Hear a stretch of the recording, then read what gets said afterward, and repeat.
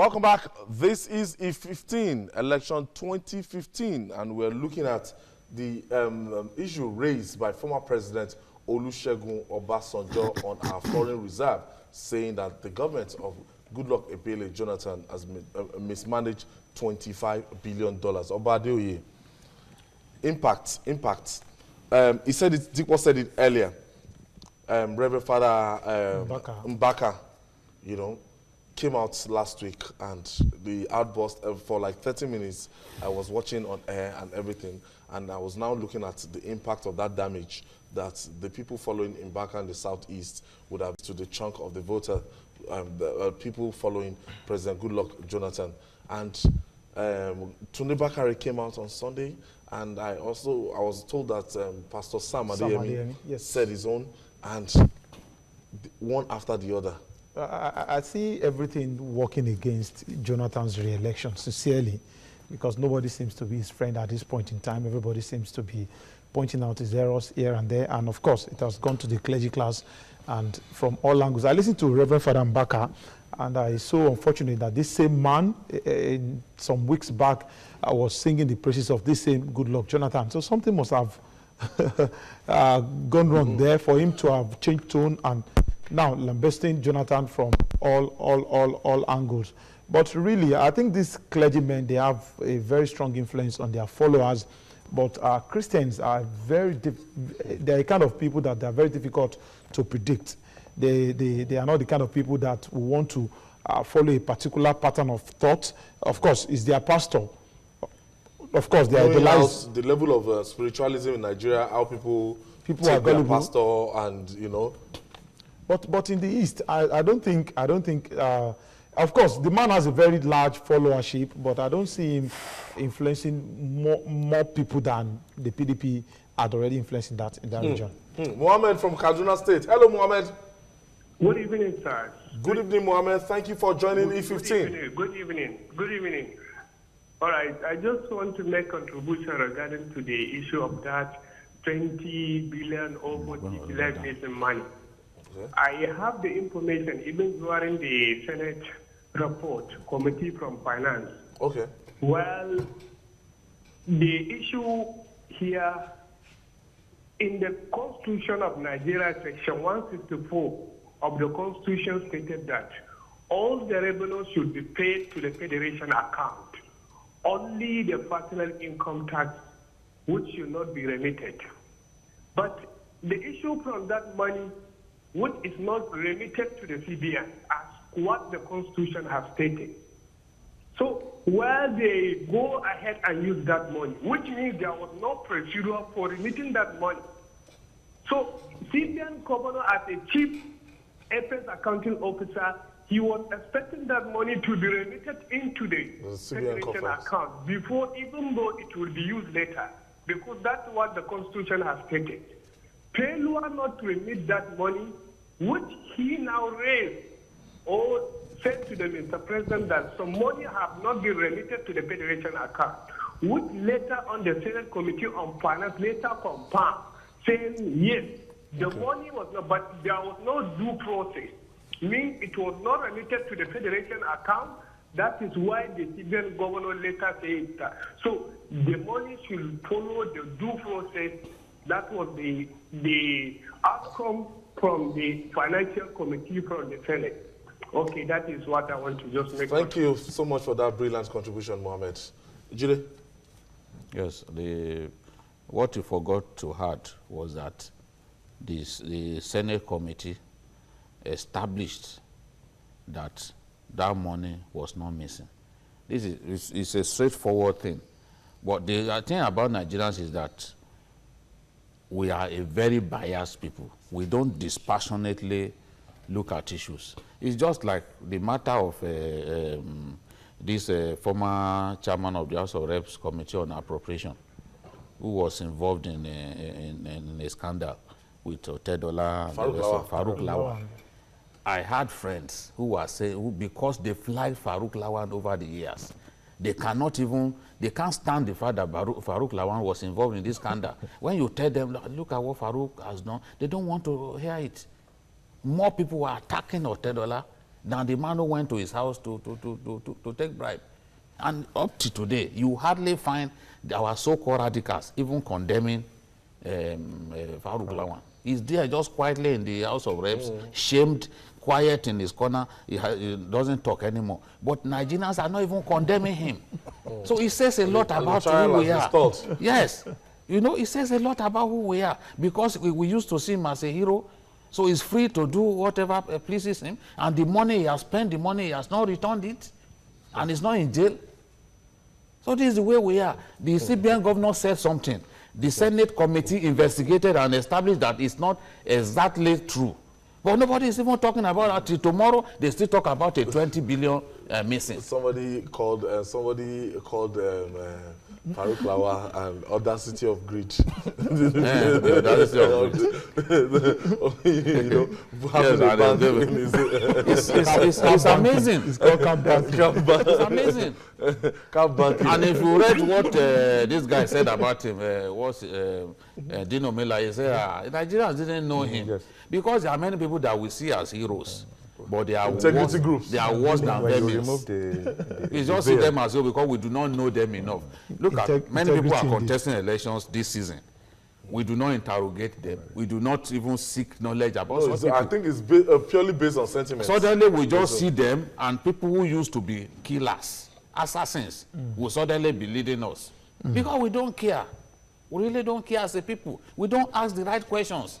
If we had been asking questions, things shouldn't even get to this stage before Nigerians will say, no, enough is enough.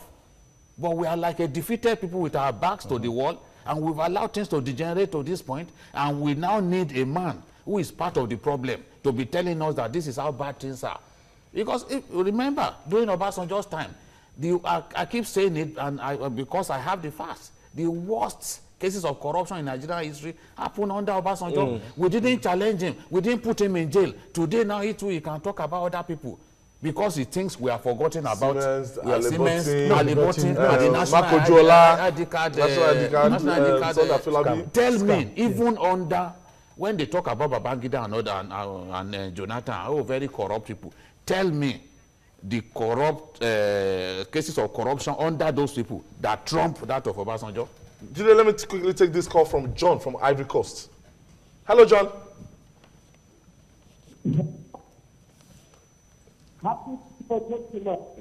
Thank you, John. Thank you. Mr. Julia, I want to look at you and I want to know you are telling the truth. But I don't know how many Nigerians are listening to you. I'm struggling to hear John. What happened now? I want to contribute to the concerning Obasanjo and Goodluck. Look at the point. If Nigeria has already come back to what happened to agriculture, learn from what happened to agriculture. I think, John, we have to call back. That line is muffled. Thank you, John. I'm struggling to hear. John called from Ivory Coast. I think you have to try back so that if we can. It's not too far. It's not too far. Oba, if you are to look at the People's Democratic Party and Olusegun Obasanjo is still claiming to be a member of that party, nobody is charging him for anti-party activity. Nobody is, he has not been suspended formally, even from his constituency in Abeokuta. And you're speaking and waging war. Because as of yesterday, he maintained that he's still a member of the PDP. It shows the level of discipline that we have in that particular party called PDP. Or maybe it's as a result of having too much regard for the Obasanjo factor, like Jide put it the other time. Obasanjo, to me, doesn't appear like a card-carrying member of the PDP anymore because he sounded more critical of the government, even more than the opposition itself.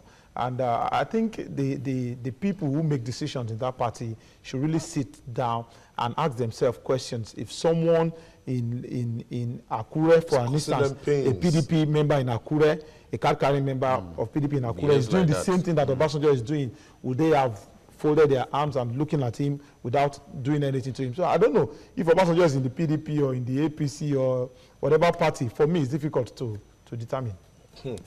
If they have strategists within the party, and I think they do, I think it would be in their best interest to, let me use the word, ignore him.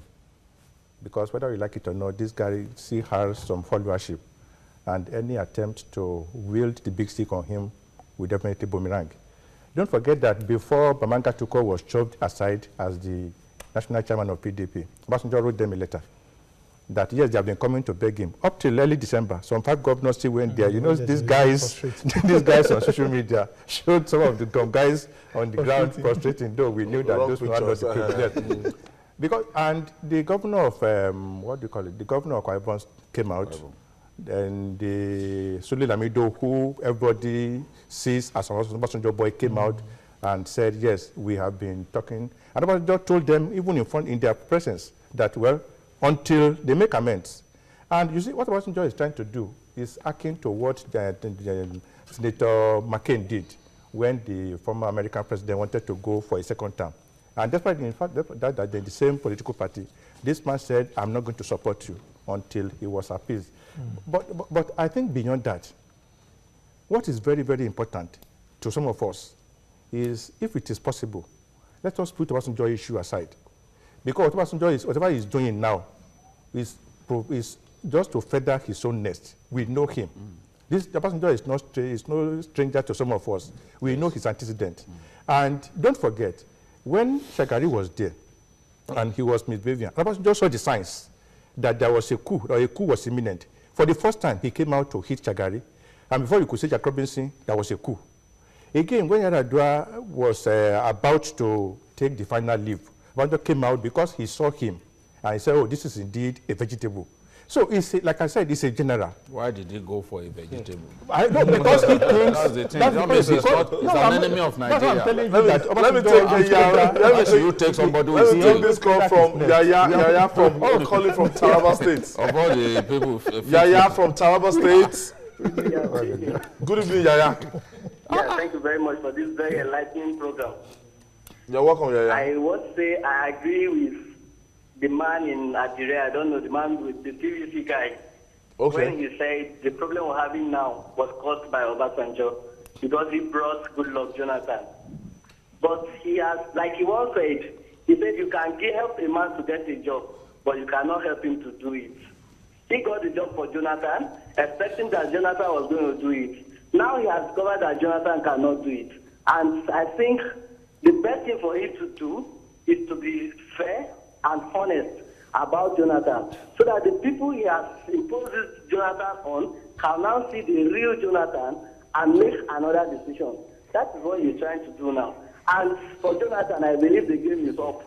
Because these were the people that got convinced with this religion thing, and they were saying, vote this, vote that. Now they've come out to see that it's not really about your religion, it's about what you can do to help the country first. And that is why you see this Reverend Baka, all these people are speaking out. It's time to say the truth, at least to save the country. And I believe that's what these people are doing. I think they deserve some compliments, some. Thank you, Yaya from Taraba State. Thank you. And Jude, quickly, let me take you to the crisis, rocking the All Progressive Congress in Benue State. I thought Senator George Akume is meant to be the de facto leader of that party in that state. What is the bone of contention with Young Alaji? Oh, you see, you can't say Young Alaji is the problem or this thing. George Akume has thoroughly mismanaged the APC in Benue State. It's just similar to what is happening in Kogi, where the party gave, gave the leadership of the party, the running of the party to Abubakar Audu. And Abubakar Audu refused to do primaries. He said, no, these are the people. Then he came with a long list. And the angry people, were pelting his house with stones. They destroyed his window panes and the rest and some of them in anger left the APC to go and join the SDP in Kogi State. Now, Akume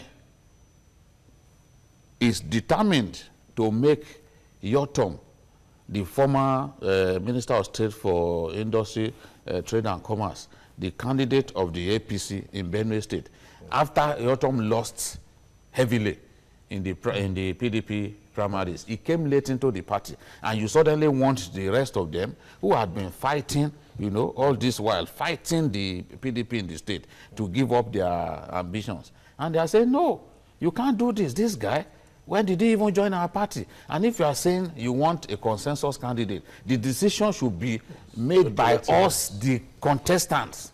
Amongst us, we say, okay, it is Olayoku that we want. So, but you want to take that decision alone. That is why they are having these problems. And the crisis, I said this some time ago, that if the APC wants to win this election, it is the North Central that they have to work on. I come from the North Central. But a lot of us are emotional when you say this, and they say, no, they will win. I've read a number of articles lately where people are saying, look, the APC is getting complacent. They are getting complacent. If they are not careful, they won't win this election. Because many things happen. When politicians are aggrieved, you can expect them to go and work against their party. You know, Saraki was notorious for doing that. Olusola Saraki was notorious for doing that. 48 hours to election, he will tell his people, no, go and vote against, and which it is happening. Can you imagine the likes of Iyochi Ayu, former Senate president, heavyweights within the APC, now in PDP? People are angry. They've left the party for Akume. The likes of Senator Akagege, the likes of Young Alaji, they are frustrated. Senator Waku, Senator Waku, they are all angry. People are leaving the party in droves. The general, remember him, Lawrence Onoja. He has left the party, he has gone to PDP. That is somebody who fought against the Senate president several times. So the party has to ask itself, what do you want to gain from some of this? In that same state, Barnabas Gamade just left the People's Democratic Party to come and run against Gabriel Suswan in that senatorial district. Do you see this as a kind of asset to that party? It depends on what eventually plays out, because you gain some, you win some. And this is just to tell you the nature of Nigerian politicians. It is not because of ideology. It is where can I get my machine oiled. Nothing stops this man. If he eventually gets the ticket, the first week of the new dispensation, he will go back to where he's coming from. That's what happened in Oyo State. But I think beyond that, that one shouldn't even concern some of us. Whatever they do to manage their home affairs is their problem. My concern is giving Nigerians opportunity to vote. As I sit here, it's like effectively, I'm telling you for the first time, I have been disenfranchised by INEC. And I'm saying it effectively. You have time, you still have time. No, because I went to the office yesterday. They said all of us should go to the office. I went there at E4. You can imagine the pains I went through to get to E4. And those boys told me after looking at my TVC, they said, sorry, sir, it's late. And today is yesterday was January 5. I think that should be the concern of an average Nigerian, to make sure that INEC does not throw Nigeria into fire. If INEC continues the way they are going, like when I was telling one of my boys when I got home yesterday, how many people will be like me that will take it like that? I think INEC should be the one that will make Nigeria to take, and Nigeria should continue to take to them. If anything happens after 2015 election, Nigeria should hold INEC responsible. Still on this Benue case, Young Alaji, Young Alaji says it was a stabilizing factor before Akume came. Yes. Akume served as a PDP governor in that same state for 8 years before he decamped. And that thing even was about causing rift between Gani Solomon and Akume, when they wanted to choose who is going to be the minority leader, but the leadership of the party preferred Akume. I think beyond the factor that Jide identified, that the middle belt will play a very important role for APC's victory in this next election, the godfatherism aspect factor, the parties still need to look into that. This is our party. We determine what happens to the party. I think that is far detached from democracy as we know it. Allow the contestant to make their choice. Let them, if there was going to be any consensus, let it come from the contestant and not from a man sitting down in the comfort of his house and saying this is the person that the gods have chosen, the oracle has spoken. You shouldn't have oracles in democracy. Ibrahim from Yobe State. Yes, Ibrahim from River State. Thank you so much for joining us, Ibrahim, on E15. Yes, I want to give my contribution for this 25 billion mismanagement for Jonathan administration. All right, Ibrahim. Go ahead, Ibrahim. Is Ibrahim still there? I think the call is gone. Network. Oh, we lost that all the way from Yobe State. I think Ibrahim was just called first time. So Ibrahim, continue. Then beyond that, to quickly comment on what he raised about INEC disenfranchising people. We've had stories that there are permanent voters card with INEC that nobody is coming to pick them. Of course, INEC will not take the cards to people at home. We have been creating where's your local government? He said E4. We've been creating awareness, telling people to go to INEC. Go to E4. It's like crossing about 3 local governments before I got there. And those guys told me. Okay, you went to E4. I went to the local. I went to INEC office there. The whole of yesterday when I was supposed to be in the office, the first working day of the year, I went to INEC and I explained to them, you guys said all our names disappear from your system, about 200,000 people in the community. We registered in 2010. On the basis of that, we voted in 2011. But when they started this verification and collection of PVC, they said our names disappeared from their system. Of INEC of more than this age, they didn't have backup. That's not even the issue. We went for about 2 days, we couldn't vote. And we couldn't register because they said we have to do fresh registration. Yeah. On many occasions, the policemen guiding them will come around and said, no, we have closed. Nobody's paying me extra money, and so I've closed. I was unable to do it. They said, okay, all of us should come to their office. And I got there, INEC told me that it is late, as of January 5th, 2015. So you can imagine that all these things we are talking about is not even the real issue. The real issue is to make sure that Nigerians vote. That is more important than all these things that our political voters are doing. But to make sure that eligible voters... If we want, and if Nigerians want change, and by the activities, by the selfish interests of the people that Nigerians look up to make that change happen. Forget this thing. You see, look at the way I'm looking at it. Now, because look, if we say, okay, we want change. Naturally, Nigerians have identified some people and some parties. Yes, of course. And if by the activity, the actions and inactions of those people, some elements, deliberately, they sabotage that change. So should we still keep quiet? No, I think this is where that issue raised by one of those guys is germane. That perhaps this guy was planted in APC to truncate the ambition working for. It is possible because in politics, you never can tell. You cannot read my mind. No, it's whatever I tell you. I don't think so. It's not different to the man in Kogi now. Everyone wants to put his own person there. That is the thing. It's not different. I don't believe that he was planted there. After all, he's done 4 years in the Senate. You know, when they have quarrels, they will say all kinds of things about themselves. But the reality is, you cannot, out of selfishness, and all true, he has by your actions, represented the party well in the Senate. They come to think of it. The ambition of every politician is to win elections. But if you look at that, by these activities or by my actions, we are definitely going to lose elections. You have mentioned the big guys that have left the party. Yes. How is he going to win the election without the big guys? So no, it's not even unlikely to return to the Senate. So the look of things, that's why I am believing that you should be able to look at the consequences of your action. I think I'll come back to what you said earlier on, that these people jumping from one party to another is not about their ideology. It's not about how do I get it? Pockets. Yes. You can imagine somebody leaving PDP about winning an election for APC. Somebody leaving PDP going to LP because he couldn't get the governorship of the state. I think the APC in Nasarawa State, Mr. Reformer. I think the APC leadership, the advice that we give the APC leadership is that they should be wary of the activities of some of the coordinators that they have in these states.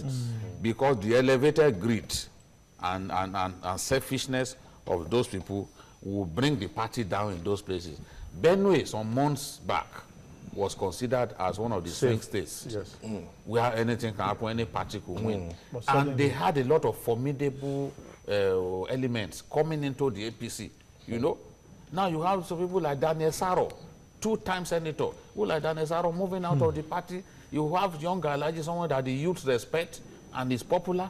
They are angry now. There was speculation that the 2007 election that the guy won the senatorial seat. No doubt about it. We were still he lost the legal battle via technicalities.